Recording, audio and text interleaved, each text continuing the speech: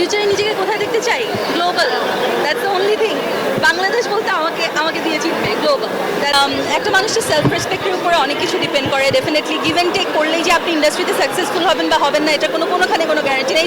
It's in every industry, to be honest.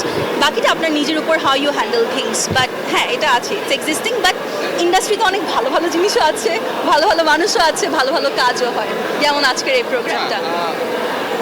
Serially যেতে হবে নাকি? ওকে, সাকিব ভাইকে মোস্ট প্রবলি বেছে নিব। Then I guess Hero Alam ভাই আসবে। আমি কেন বলছি, কারণ হিরো আলম ভাই যেরকমই হোক না কেন, ওনার না গাটস আছে।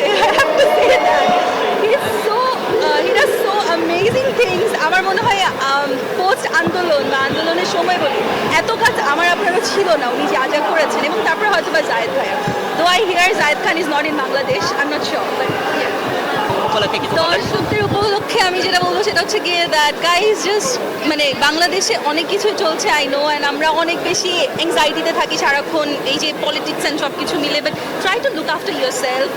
চেষ্টা করবেন নিজেকে ভালোবাসতে না, নিজের চারপাশ সব কিছুকে আপনি ভালোবাসতে পারবেন অ্যান্ড সবসময় হাসি খুশি থাকতে পারবেন। So yeah, that's the main benchmark.